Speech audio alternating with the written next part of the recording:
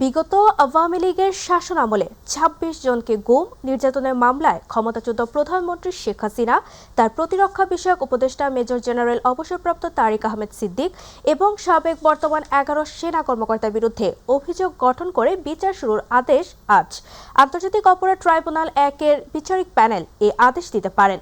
গত ৭ ডিসেম্বর রাষ্ট্রপক্ষ অভিযোগ গঠনের শুনানি করে।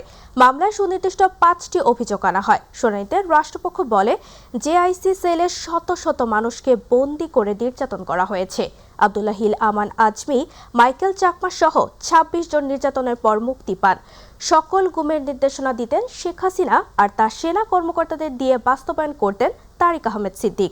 পরে শেখ হাসিনা সহ বাকি আসামিদের অভিযোগ থেকে অব্যাহতি চেয়ে শুনানি করেন তাদের আইনজীবীরা।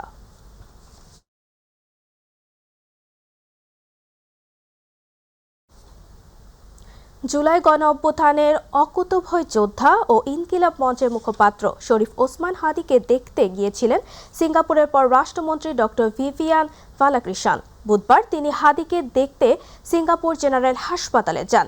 জানা গেছে, সিটি স্ক্যানে মস্তিষ্কের ইসকেমিয়া বেড়েছে, তাই হাদির অবস্থা এখনও সংকটজনক। প্রধান উপদেষ্টা প্রেস উইং এক বার্তায় জানিয়েছে, রাত ৯টা ৪০ ডক্টর ভিভিয়ান ভালাক্রিসান প্রধান উপদেষ্টা প্রফেসর মোহাম্মদ ইউনুসকে ফোন করেন এবং হাদির চিকিৎসার কার্যক্রম সম্পর্কে তাকে অবহিত করেন।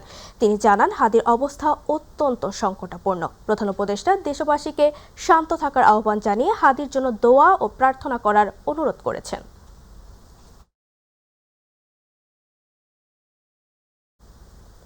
বরিশালের বাকেরগঞ্জে পূর্বাঞ্চলের কারখানা নদীর ওপর সেতু না থাকায় চরম ভোগান্তিতে পড়তে হয় হাজারো মানুষকে। নদী পারাপারের নির্ভরযোগ্য ব্যবস্থা না থাকায় ঝুঁকি নিয়ে চলাচল করতে হচ্ছে শিক্ষার্থী সহ কর্মজীবী মানুষদের। বর্ষা মৌসুমে নদীটি উত্তাল হওয়ায় ট্রলার ডুবির ঘটনায় মৃত্যু হয়েছে অনেকের। স্থানীয়দের দাবি, দ্রুত একটি স্থায়ী সেতু নির্মাণে। প্রতিনিধি মিজানুর রহমানের পাঠানো তথ্যচিত্রে বিস্তারিত জানাচ্ছেন জুবাইর রহমান। বরিশালের বাকেরগঞ্জ উপজেলার পূর্বাঞ্চলের দুর্গাপাশা ও ফরিদপুর ইউনিয়নের মাঝ দিয়ে বয়ে চলা কারখানা নদী। স্থানীয়দের কাছে এটি শুধু একটি নদী নয়, ভয়, ঝুঁকি আর মৃত্যুর আরেক নাম। বর্ষা মৌসুম এলেই উত্তাল ঢেউ আর প্রবল স্রোতে এই নদী হয়ে ওঠে আরও ভয়ঙ্কর। প্রবল স্রোত আর খরস্রোতা পানির তোড়ে প্রায়ই ঘটে ট্রলার ডুবির ঘটনা। এতে প্রাণ হারিয়েছেন অনেকেই। নদীর এক প্রান্তে প্রায় ১.৫ কিলোমিটার দীর্ঘ ডুবোচরের কারণে ভাটার সময় ট্রলার চলাচল বা ভেড়ানো হয়ে পড়ে চরম কষ্টকর। এখানে হলো আপনার বাউফল, কালাইয়া, দশমিনা, এই দক্ষিণ অঞ্চলের অনেকগুলো উপজেলা এটার সাথে সম্পৃক্ত। মানুষের আর কি প্রাণের দাবি যাতে এখানে একটা সেতু হয়। এই বাউফল থানার লোক সব এই জায়গায় চলাফেরা করে। স্কুল কলেজের শিক্ষার্থী, রোগী, কর্মজীবী সহ উপজেলার লাখো মানুষ প্রতিদিন এই নদী পার হন জীবন হাতে নিয়ে। জরুরি মুহূর্তে অসুস্থ রোগী নিয়ে বরিশাল হাসপাতালে যাওয়া যেন এক দুঃস্বপ্ন। অনেক কষ্ট হয়, তুফান, অনেকে ভয় পায়, চড়তে পারে না। তুফানে উল্টে মারাও গেছে। ফেরি হইতো তাহলে ভোগান্তিটা থাকতো না। এলাকাবাসীর অভিযোগ, বছরের পর বছর জনপ্রতিনিধি ও প্রশাসনের কাছে সেতু নির্মাণের দাবি জানানো হলেও বাস্তবে কোনো অগ্রগতি হয়নি। অথচ একটি স্থায়ী সেতুই পারে লাখো মানুষের জীবন ঝুঁকি কমাতে। এমনই একটা দুর্গা এলাকা যা আমরা কোনোদিনই মানুষের সার্বিক সহযোগিতা পাই না। খাওয়ার জন্য রাত 10টা 11টা পর্যন্ত আমাদের বসে থাকা লাগে। এই নদীর ওপর সেতু নির্মিত হলে বরিশাল থেকে ঢাকা সহ দেশের বিভিন্ন অঞ্চলের সঙ্গে সরাসরি সড়ক যোগাযোগ আরও সহজ হবে। বিষয়টি অনুধাবন করে এর আগেও আমরা এই বিষয়ে আমাদের ঊর্ধ্বতন কর্তৃপক্ষকে জানানো হয়েছে, ফিজিবিলিটি স্টাডিও করা হয়েছে। তবে বর্তমানে এখন পর্যন্ত আমাদের কাছে কোনো এরকম এই বিষয়ে কোনো আমরা সিদ্ধান্ত পাইনি। এদিকে ফেরির ব্যবস্থা করার বিষয়ে সড়ক ও জনপথ বিভাগে চিঠি পাঠানো হয়েছে বললেন উপজেলা নির্বাহী কর্মকর্তা। চিঠি পাঠিয়েছি সড়ক ও জনপথ বিভাগে, সেখানে আমরা যাতে আপাতত একটা ফেরির ব্যবস্থা করা যায় সে বিষয়ে ইতিমধ্যে আমি আমাদের ঊর্ধ্বতন কর্তৃপক্ষের সাথে আলাপ করেছি। দীর্ঘদিনের ভোগান্তি আর প্রাণহানির ইতিহাস পেছনে ফেলে এখন এলাকাবাসীর একটাই দাবি, সেতু নির্মাণে সরকার দ্রুত কার্যকর পদক্ষেপ নেবে। জুবাইর রহমান, মাইটিভি নিউজ। ভোরের আলো ফুটতেই জমে ওঠে ভোলার সবচেয়ে বড় মৎস্য অবতরণ কেন্দ্র সামরাজঘাট। গভীর সমুদ্র থেকে রাতভর মাছ ধরে ফিরছে একের পর এক ট্রলার। ট্রলারের ভিড়, মাছ নামানোর ব্যস্ততা আর আড়ত জুড়ে দরদাম সব মিলিয়ে সকালে ঘাট যেন উৎসবের আমেজ। প্রতিনিধি শাহাবুদ্দিন হাওলাদারের রিপোর্ট, জানাচ্ছেন শামস তাবরিজ উচ্ছ্বাস। আবারও প্রাণচাঞ্চল্যে ভরে উঠেছে ভোলার চরফ্যাশনের সাম্রাজ মাছঘাট। সারা বছর ব্যস্ততা থাকলেও ডিসেম্বরের শুরুতে ভোর থেকে সকাল 11টা পর্যন্ত ঘাটের চিত্র যেন একেবারেই আলাদা। এবার মাছের পরিমাণ তুলনামূলক বেশি হলেও মিলছে না কাঙ্ক্ষিত বড় ইলিশ। আড়তগুলোতে দেখা যায় 300 থেকে 500 গ্রাম ছোট ইলিশের আধিক্য। জেলেদের দাবি বিগত কয়েক বছর ধরেই গভীর সমুদ্রে সরে যাচ্ছে বড় ইলিশ, ফলে ছোট মাছ পেলেও লাভ কম হয়, আর্থিক টানাপোড়েন বাড়ছে তাদের। শীতকালে বিভিন্ন গেরের মাছগুলা ধরা হয়, এতে গেরের যে জিওল মাছগুলা অনেক তো হয়, এই কারণে ইলিশ মাছটার সাগরের মাছটার দাম একটু কম থাকে দিনে। বাজারে অত্যন্ত খারাপ, মাছ বেচতে বহুত কষ্ট পাইছে যায়। এমনকি আমরা লাভ একটু কম, লোকসানও বেশি। কই মাছ, বিভিন্ন শোল, টাকি মাছটা বিভিন্ন জায়গা থেকে আসে, এই জন্য আমাদের নদীর মাছটা একেবারে দাম কম। অন্যদিকে আড়তদার ও ব্যাপারীরা বলছে বর্তমানে বাজার সয়লাভ, ছোট ইলিশ, পোয়া, লইট্টা, ছুরি, কাচকি সহ নানা মৌসুমী মাছে। মাছ ছোট হওয়ায় দামও তুলনামূলক কম। গাড়ির থেকে কিনা বিভিন্ন বাজারে পাইকারি হিসেবে বেচা কিনা করি, কোনো সময় তো যে সময় রেটের ভিত্তি করে বেচা কিনা করতেছি আর কি। ঝিলের মাছ, পুকুরের মাছ, বিভিন্ন মাছের কারণে এই নদীর মাছটার চাহিদা একটু বর্তমানে কম, এজন্য জেলেদের ভিতরে হতাশা কাজ করতেছে। বড় ইলিশ না মিললেও ছোট মাছের যোগানে সাম্রাজঘাটে ব্যস্ততা কমেনি। জেলেদের আশা মৌসুমের শেষ ভাগে আবারও ফিরবে কাঙ্ক্ষিত বড় ইলিশ। শামস তাবরিজ উচ্ছ্বাস, মাই টিভি নিউজ ডেস্ক। এবার গ্রাম বাংলা খবর।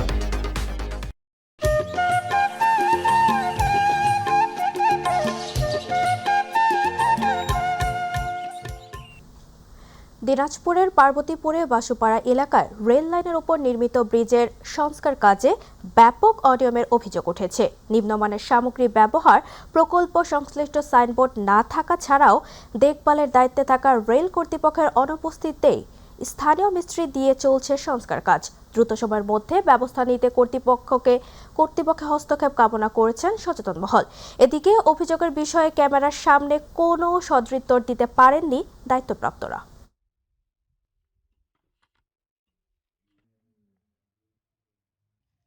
ডিপার্টমেন্টে লেখাপড়া করছেন? ইঞ্জিনিয়ারিং ডিপার্টমেন্ট মূলত আমাদের পড়তাই তো খালাসি, এখানে ইঞ্জিনিয়ারিং ডিপার্টমেন্টে আমরা আসছি, ওখান পরীক্ষা এক্সাম দিয়ে আসি। তাহলে আপনি যদি খালাসি হন, আপনার কাজ এখানে কেন? এখানে কি কাজ? কাজ আমি তো বলছি যে এখানে স্যার এখানে থাকেন, স্যার থাকতে পারেন না বলে কিছু সময়ের জন্য আমাকে রেখে গেছে। কত টাকার কাজ হচ্ছে এখানে? এটা তো আমি জানি না ভাই। আপনার এখানে একজন সাব অ্যাসিস্ট্যান্ট ইঞ্জিনিয়ার? জি, উনি আসে তো। উনি কোথায়? উনি আসে তো, উনি হচ্ছে পিডব্লিউ অতিরিক্ত দায়িত্বে আছে, উনি এই জন্য এই সময়টা। ঢাকার ধামরায় ত্রয়োদশ জাতীয় সংসদ নির্বাচন উপলক্ষে উঠান বৈঠক অনুষ্ঠিত হয়েছে।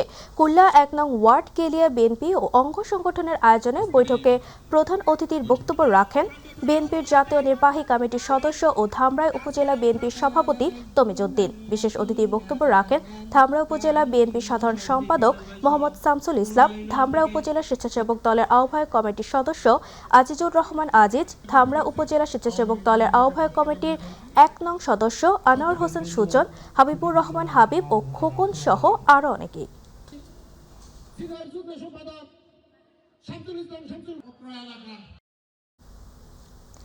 বিএনপির ভারপ্রাপ্ত চেয়ারম্যান তারেক রহমানের দেশে আগমন উপলক্ষে গাজীপুরের টঙ্গীতে আনন্দ শোভাযাত্রা করেছে মহানগর যুবদল। বুধবার বিকেলে মহানগর যুবদলের যুগ্ম আহ্বায়ক শেখ সুমনের নেতৃত্বে শোভাযাত্রাটি টঙ্গীর হোসেন মার্কেট থেকে শুরু হয়ে ঢাকা ময়মনসিংহ মহাসড়ক প্রদক্ষিণ করে খাপাড়া রোডের সংক্ষিপ্ত সমাবেশের মাধ্যমে শেষ হয়। শোভাযাত্রায় দলীয় পতাকা, ব্যানার ও ফেস্টুন নিয়ে বিপুল সংখ্যক নেতাকর্মীরা অংশগ্রহণ করেন।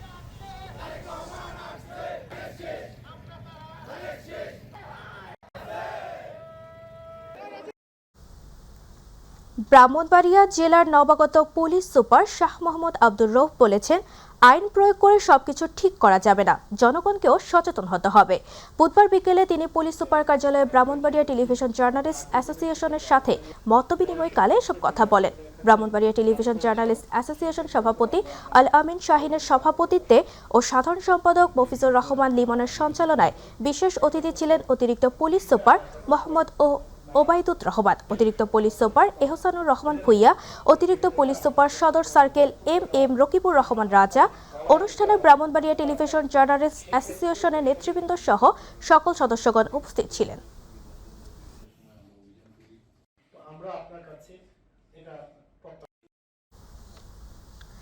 আসন্ন ত্রয়োদশ জাতীয় সংসদ নির্বাচনকে সামনে রেখে টাঙ্গাইলে ধনবাড়ি পাইসকা ইউনিয়ন নেতাকর্মীদের সাথে বিএনপির মতবিনিময় সভা অনুষ্ঠিত হয়েছে। ধনবাড়ি বিএনপি নির্বাচনী কার্যালয়ে পাইসকা ইউনিয়ন নেতাকর্মীদের সাথে মহান বিজয় দিবস উপলক্ষে এই মতবিনিময় সভার আয়োজন করা হয়। আতাউর রহমান পিন্টুর সভাপতিত্বে এতে প্রধান অতিথি বক্তব্য রাখেন বিএনপির জাতীয় নির্বাহী কমিটির সদস্য অ্যাডভোকেট মোহাম্মদ আলী। এ সময় আরও বক্তব্য রাখেন উপজেলা বিএনপির সাবেক সভাপতি ফয়সাল হক, পৌর বিএনপির সাবেক সাধারণ সম্পাদক আইন উদ্দিন, ঢাকা মহানগর উত্তর যুবদল সাবেক সদস্য মোহাম্মদ জাহাঙ্গীর আলম মিয়া।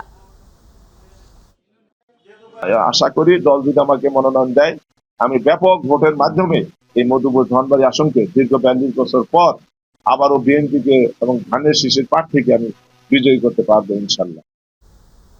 সাদুল্লাপুরে মহান বিজয় দিবস উপলক্ষে বর্ণিল কুচকাওয়াজ ও ডিসপ্লে অনুষ্ঠান উদ্বোধন করেন ভারপ্রাপ্ত উপজেলা নির্বাহী কর্মকর্তা এবং সহকারী কমিশনার জসিমউদ্দিন। এছাড়া কুচকাওয়াজে police, Ansar, VDP, fire service, BNCC সহ সরকারি বেসরকারি স্কুল কলেজের অংশগ্রহণকারী দলসমূহ পরিদর্শন এবং মুক্তিযোদ্ধা ও তাদের পরিবারের সদস্যদের সাথে শুভেচ্ছা বিনিময় করেন। কুচকাওয়াজ পরিদর্শনকালে আরও উপস্থিত ছিলেন সাদুল্লাপুর থানার ওসি আব্দুল আলিম, কৃষি কর্মকর্তা অপূর্ব ভট্টাচার্য, স্বাস্থ্য কর্মকর্তা শাহিনুল ইসলাম মণ্ডল, প্রাথমিক শিক্ষা কর্মকর্তা শম্ভুচরণ দাস সহ আরও অনেকে।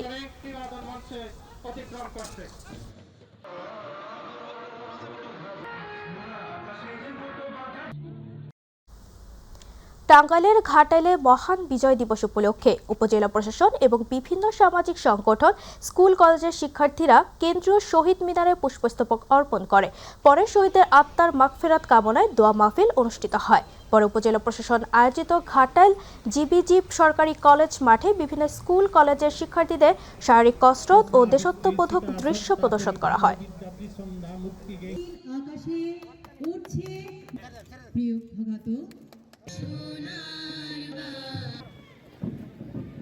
এরপর অভিবাদনপুর সরকারি প্রাথমিক বিদ্যালয়, উইজডম ভ্যালি।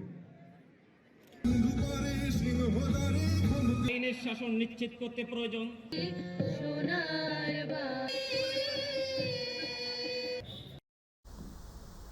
মহান বিজয় দিবস উপলক্ষে বরিশালের শিশুদের চিত্রাঙ্কন প্রতিযোগিতার আয়োজন করেছে। প্রতিযোগিতায় বরিশালের বেশ কয়েকটি শিক্ষা প্রতিষ্ঠানের তৃতীয় শ্রেণী থেকে নবম শ্রেণীর শিক্ষার্থীরা রং তুলি দিয়ে এই চিত্রাঙ্কন প্রতিযোগিতায় অংশগ্রহণ করেন।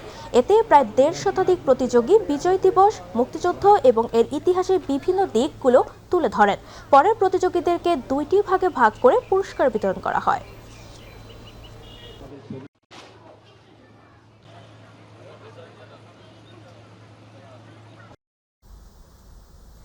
কুষ্টিয়ায় আন্তঃবিদ্যালয় বিজ্ঞান মেলা অনুষ্ঠিত হয়েছে। বুধবার শহরের কলকাকলি মাধ্যমিক বিদ্যালয় মাঠে 2 দিনব্যাপী এই মেলার উদ্বোধন করেন কুষ্টিয়া ইসলামী বিশ্ববিদ্যালয়ের treasurer professor doctor Jahangir Hossain.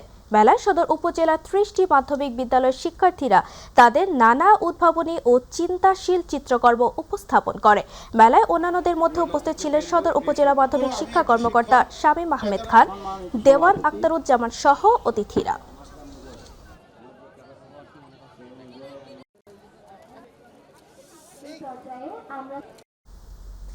জমকালো আয়োজনে অনুষ্ঠিত হল বাংলাদেশ বিজনেস কাউন্সিল কুয়েতের বাৎসরিক পিকনিক 2025 ও সাংস্কৃতিক অনুষ্ঠান ও পিঠা উৎসব। প্রতিনিধি আল আমিন রানা জানান, সংগঠনের সভাপতি লুৎফুর রহমান মুখাই আলীর সভাপতিত্বে সাধারণ সম্পাদক মোহাম্মদ এমদাদুল ইসলাম এর সঞ্চালনায় এতে প্রধান অতিথি হিসেবে উপস্থিত ছিলেন কুয়েতে নিযুক্ত বাংলাদেশের রাষ্ট্রদূত মেজর জেনারেল সৈয়দ তারেক হোসেন। এছাড়াও সংগঠনের সিনিয়র সহসভাপতি আজিজুর রহমান, হাফিজুর নাহার শবি, সাংগঠনিক সম্পাদক মোহাম্মদ বেলাল হোসেন, ইঞ্জিনিয়ার মোসায়েদ হোসেন সহ সংগঠনের নেতৃবৃন্দ উপস্থিত ছিলেন।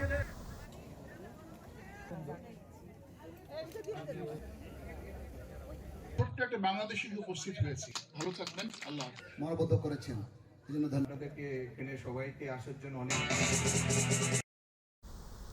খুলনা মেট্রোপলিটন পুলিশের নবনিযুক্ত পুলিশ কমিশনারের সাথে ইলেকট্রনিক ও প্রিন্ট মিডিয়া সাংবাদিকদের পরিচিতি ও মতামত সভা অনুষ্ঠিত হয়েছে। নবনিযুক্ত পুলিশ কমিশনার মোহাম্মদ জাহিদুল হাসান বুধবার কেএমপি সদর দপ্তরের সম্মেলন কক্ষে খুলনায় কর্মরত প্রিন্ট ও ইলেকট্রনিক মিডিয়ার সাংবাদিকদের সঙ্গে পরিচিতি ও মতবিনিময় সভার অংশগ্রহণ করেন। সভায় তিনি সাংবাদিকদের কাছে পারস্পরিক সহযোগিতা কামনা করেন এবং খুলনা নগরী নিরাপত্তা ব্যবস্থা সহ নানান বিষয়ে সাংবাদিকদের পরামর্শ গ্রহণ করেন। বাংলাদেশে ইতিপূর্বে একটি নির্বাচনে 17,50,000 আইন শৃঙ্খলা রক্ষাকারী বাহিনী দায়িত্ব পালন করেছে। সর্বশেষ যে নির্বাচনটি হয়েছে সেখানের মধ্যে পুলিশের সংখ্যা 1.5 লক্ষ, বাকি হচ্ছে আপনার সেনাবাহিনী, নৌবাহিনী, আনসার, কোস্টগার্ড, র্যাব, বিজিবি, এরা সবাই কাজ করে, এমবডিড আনসার, এরা সবাই কাজ করে। তো ইনশাল্লাহ আমরা প্রত্যাশা করি যে আমার দেখা মতে নির্বাচন বানচাল করার সক্ষমতা কারণেই এখানে আমার মহানগরে অন্তত আমি মনে করি না। আশুলিয়ায় সিটি ইউনিভার্সিটির টেক্সটাইল বিভাগের 20 বছর পূর্তি উপলক্ষে textile engineers alumni association of city ইউনিভার্সিটির উদ্যোগে অনুষ্ঠিত হয়েছে দ্বিতীয় গ্র্যান্ড রিইউনিয়ন। আশুলিয়ার খাগান এলাকায় দিনব্যাপী এই অনুষ্ঠানে অংশ নেন বিভিন্ন ব্যাচের অ্যালামনাই, শিক্ষক ও শীর্ষস্থানীয় পেশাজীবীরা। অনুষ্ঠানে প্রধান অতিথি হিসেবে উপস্থিত ছিলেন ইউনিভার্সিটির ভাইস চ্যান্সেলর অবসরপ্রাপ্ত ব্রিগেডিয়ার জেনারেল অধ্যাপক ডক্টর লুৎফর রহমান।